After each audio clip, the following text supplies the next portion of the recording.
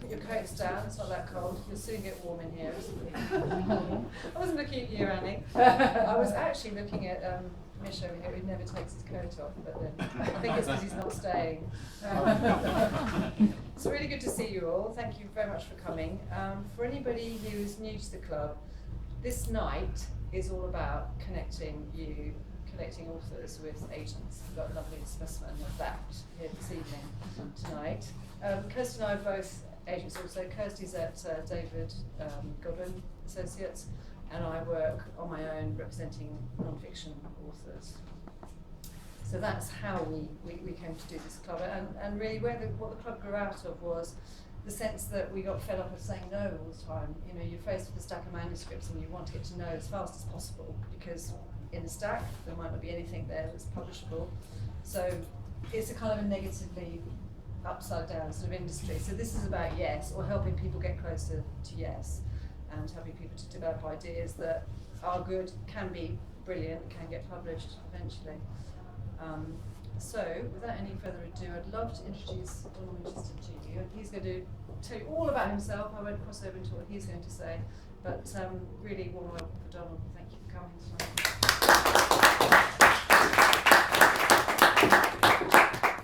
Well, hello everyone. I'm going to try to perch here, but I may move depending on my blood circulation or whatever. I was just thinking that the last sort of talk I did along these lines was to a University of Hertfordshire, and their room was similarly set in that except it wasn't in a pub. It was just a sort of general lecture room. But at the back, where that bar is at the moment, there was what I thought was a window, or just maybe a blackboard as well, sort of blacked out. But it turned out to be a two-way mirror. So you can imagine, I don't know whether anybody was on the other side or not, but I'll keep an eye on that bar just to see that. So I'm very pleased to be here. I think I'm aware of London Writers Club via Twitter and various other things, but had a slightly vague concept of what it is. So I'm very glad to be here and to be able to speak to you. I've been asked to give, as was said, a bit of a sort of personal introduction, as it were, but I don't want to be too ridiculously self-focused. This isn't you haven't come here to hear my memoir, so which doesn't exist, I should say. But what I'll try to do is try to give some more general observations as I'm going along as well. Really basic sort of biographical basis. I'm at Watson Little, or a fairly long-established agency, founded in 1970, I think. Before that, my agenting career, I spent over 5 years at AP Watt, which is the world's oldest literary agency, and more recently they were bought by United Agents, so I was there for about 9 months before moving to Watson Little very recently in last October. And over the years, I've worked with a number of different authors, very successful authors on fiction and non-fiction side, people like Zadie Smith and Orlando Figes, Boris Johnson, Catelyn Moran, Greg Jenner, Joe Dunthorne, people along those lines. Watson Little traditionally have been very good at in two particular areas. One is children's publishing, and the other is sort of the more commercial end of non-fiction. And I think I was brought in to do something that they haven't done predominantly well before, which is trying to create a balanced list of fiction and non-fiction for adults, but towards a more highbrow end. That said, a brief is one thing, but of course it all depends on an agent's taste. I can't effectively sell something that I'm not interested in.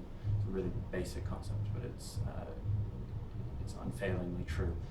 I remember there's a period at AP Watt where we all decided to do something that was completely outside of our comfort zone, and there were a couple of successes, but for most of them were failures, to be honest. And I think most of them, the agents eventually regretted doing that, just because it, whatever success was gained and whatever experience was gained, it was a difficult relationship because you can't manufacture enthusiasm in that way. When people ask me what, who are my favorite authors, what are my favorite books, it's, I think the immediate answer is a sort of usual but quite limited one. I usually trot out the sort of literary familiars like Fitzgerald and Evelyn Waugh and Laurie Moore, people like that. But of course, outside of this, I have a great number of other interests, and they include history and science, music, film, zoology, and I was just thinking about some of the recent books that I've really enjoyed, and they've been on folk music, American football, and urban wildlife in Aberdeen. So that's eclectic. My list is fairly young. I've been building a list since I began at AP Watt for a couple of years. Of course, I'm continuing to do that now. And I'm on the lookout in all the sort of normal places that you might imagine, in creative writing courses, magazines and newspapers, social media, various events, and of course what we rather uncharitably call the slush pile. But having said that, quite a large proportion of my clients have come by a recommendation of some sort. And I just want to give you a little bit of a case study about one of my clients, just to give you a view of how that might happen. Greg Jenner is one of my clients. He is his background is in history and in TV. He was on the Horrible Histories TV program. He was the only historian on that team, which kind of boggles my mind. Horrible Histories has been an amazing success on TV, but and in my mind is responsible for the historical education for an entire generation of children, and they've left that to one man's knowledge.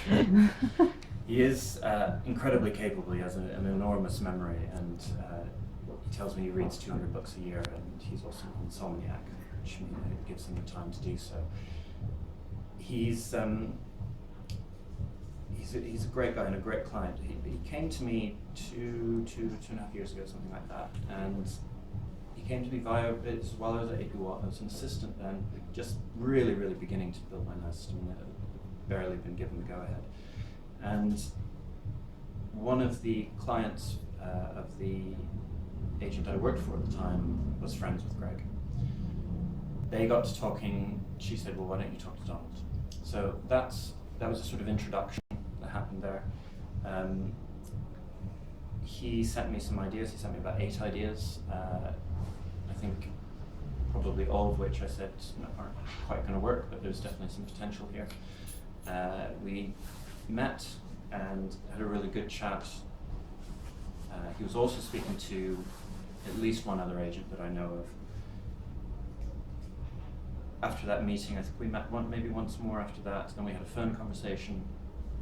At that stage, I offered to him representation on the back of that. And he agreed, and we began working on the proposal. That's a fairly typical way that sort of thing happens.